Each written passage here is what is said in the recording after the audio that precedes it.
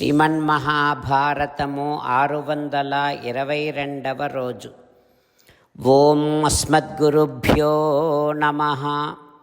నారాయణం నమస్కృత్య నరం చైవ నరోత్తమం దేవీం సరస్వతీం వ్యాసం తతో జయం ఉదీరయేత్.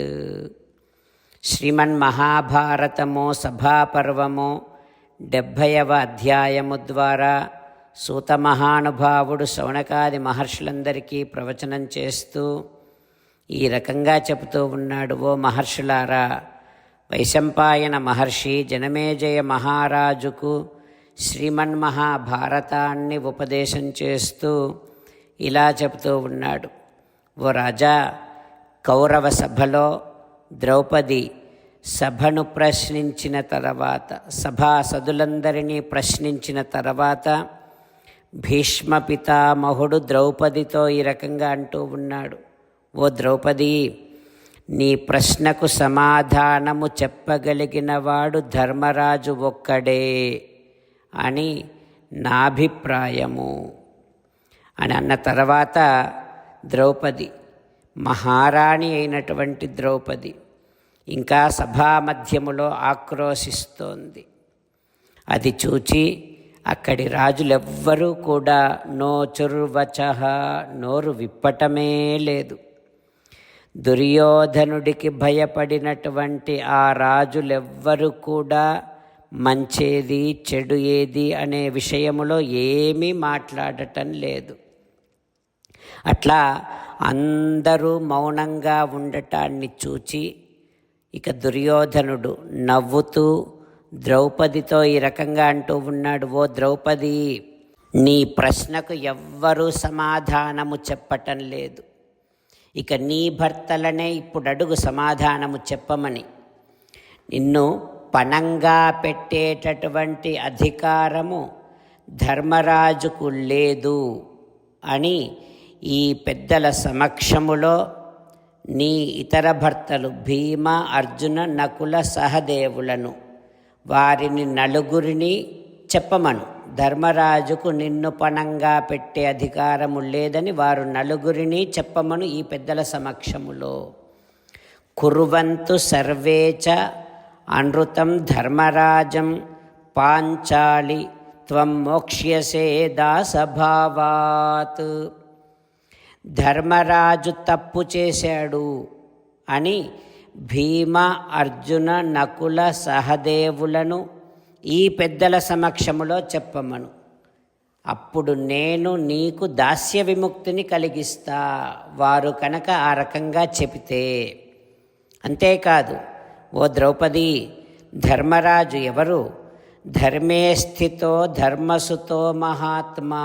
ఎంత గొప్పవాడాయన, మహాత్ముడు. సాక్షాత్తుగా ఇంద్రునితో సమానమైనటువంటి వాడు ధర్మబద్ధుడు ఈ ధర్మరాజు. అతను నిన్ను పణంగా పెట్టడానికి అతనికి అధికారము ఉన్నదో లేదో అన్న విషయము అతనినే చెప్పమను. ఆయన మాటలను బట్టి నువ్వు దాసివా కాదా వెంటనే నిర్ణయం చేసుకోవచ్చు. ఈ సభలోని కౌరవులంతా నీ భర్తలు ఏమీ మాట్లాడకపోవటాన్ని గమనించి నీ ప్రశ్నకు ఏ రకమైన సమాధానము చెప్పటం లేదు అంటూ దుర్యోధనుడు ద్రౌపదితో అంటూ ఉన్నాడు. ఆ తర్వాత ఏం జరుగుతుందో రేపు తెలుసుకుందాం. జై శ్రీమన్నారాయణ.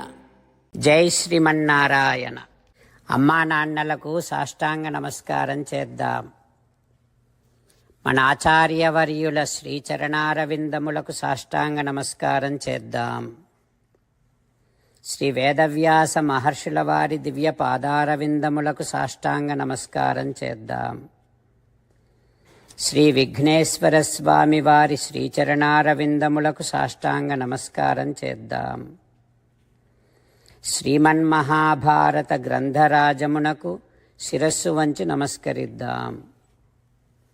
శ్రీకృష్ణ భగవానుని శ్రీచరణారవిందములకు సాష్టాంగ నమస్కారం చేద్దాం.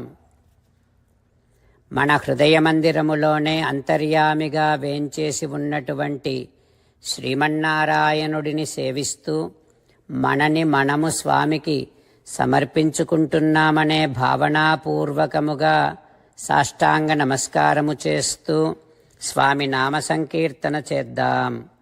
శ్రీమన్నారాయణ నారాయణ నారాయణ శ్రీమన్నారాయణ నారాయణ నారాయణ. శ్రీమన్నారాయణుడే శ్రీకృష్ణ భగవానుడిగా వచ్చి మనందరికీ భగవద్గీతను ఇచ్చి మనందరినీ ఒక 8 పనులు చేయమని చెబుతూ ఉన్నాడు. అందుకని భగవన్ తప్పకుండా చేస్తామంటూ మనం ప్రతిరోజు ఈ రకంగా మాట ఇద్దాం. హో శ్రీమన్నారాయణ కరిష్యే వచనం తవ సర్వం శ్రీకృష్ణార్పణమస్తు. జై శ్రీమన్నారాయణ. జై శ్రీమన్నారాయణ. భక్తులకు ప్రత్యేకమైనటువంటి విజ్ఞాపన. మీకు అన్ని విషయాలలో వెంటనే మంచి ఫలితాలు రావాలి అనంటే ప్రతిరోజు 1 నిమిషం వెచ్చించి నారాయణాస్త్రాన్ని చదవండి. ఇక మీకు తిరిగే ఉండదు. నారాయణాస్త్రాన్ని పొందడానికి మీరేం చేయాలంటే నారాయణాస్త్రం అనే వెబ్సైట్కి వెళ్ళి మీ పేరు మీ ఈమెయిల్ ఇస్తే మీ ఈమెయిల్కి నారాయణాస్త్రం PDF వస్తుంది. అందులో ఒక రామాయణ శ్లోకం, ఒక గీతా శ్లోకం, ఒక విష్ణునామం ఉంటాయి. ఆ 3ంటిని కలిపి నారాయణాస్త్రం అంటాం. ప్రతి ఒక్కరికి వేరువేరు శ్లోకాలను ఇస్తున్నాం. ఆ రకంగా ఎవరి శ్లోకాన్ని వారు ప్రతిరోజు తప్పనిసరిగా చదవటం వలన ప్రతిరోజు ప్రతి 24,000 భక్తులతో ఒకసారి సంపూర్ణ రామాయణ పారాయణ, 33 సార్లు శ్రీమద్ భగవద్గీత పారాయణ, 24 సార్లు శ్రీ విష్ణు సహస్రనామ స్తోత్ర పారాయణ జరుగుతుంది. ప్రతి ఒక్కరికి అంతటి విశేష ఫలితము ప్రతిరోజు లభిస్తుంది. అందుకని మీరు మీ కుటుంబ సభ్యులు అందరూ ఒక్కొక్కరు ఒక్కొక్క నారాయణాస్త్రాన్ని వెంటనే పొందండి. జై శ్రీమన్నారాయణ. శ్రీమద్ భగవద్గీత సారాంశముగా 18వ అధ్యాయములో 65 నుంచి 69 శ్లోకముల ద్వారా శ్రీకృష్ణ భగవానుడు మనందరినీ ఒక 8 పనులు చేయమని చెబుతూ పరమాత్మ ఈ రకంగా అంటూ ఉన్నాడు. ఎవరెవరైతే నేను చెప్పిన ఈ 8 పనులు చేస్తారో వారందరూ నాకు చాలా ఇష్టమైన వారవుతారు. అప్పుడు వారిని నేను సకల పాపముల నుండి సకల దుఃఖముల నుండి విముక్తులను చేసి నా అంతటి వారిగా చేసుకుంటా, తరగని ఆనందాన్ని అనుభవింపచేస్తా.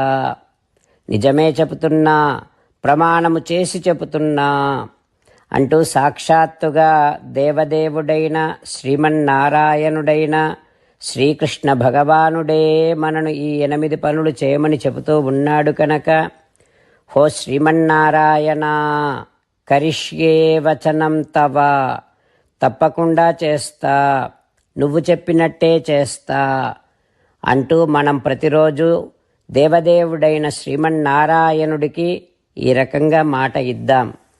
హో శ్రీమన్నారాయణ, నువ్వు చెప్పినట్టే నేను నిన్నే సంతతము ధ్యానము చేస్తూ ఉంటా. హో శ్రీమన్నారాయణ, నువ్వు చెప్పినట్టే నేను నీ భక్తుడిగానే ఉంటా. హో శ్రీమన్నారాయణ, నువ్వు చెయ్యమన్నట్టే నేను నా విధులను కర్తవ్యాలను నీ సేవగా నీ తృప్తి కోసమనే సక్రమంగా నిర్వర్తిస్తూ ఉంటా.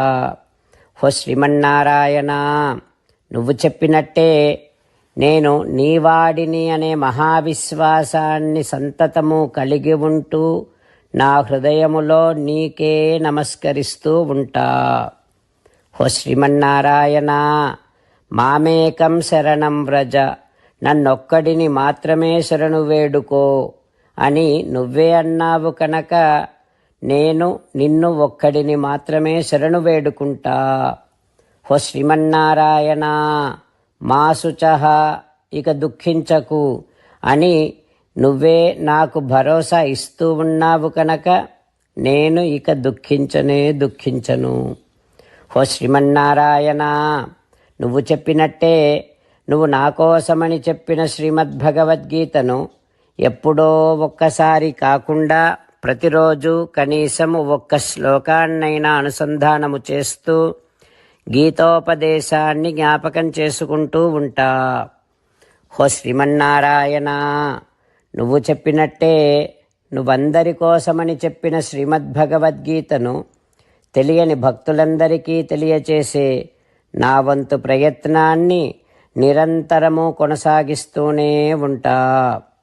హో శ్రీమన్నారాయణ, నేను నువ్వు చెప్పినట్టే చేస్తా, నీకు నచ్చినట్టే ప్రవర్తిస్తా, నీకోసమే పని చేస్తూ ఉంటా. కరిష్యే వచనం తవ. సర్వం శ్రీకృష్ణార్పణమస్తు. జై శ్రీమన్నారాయణ.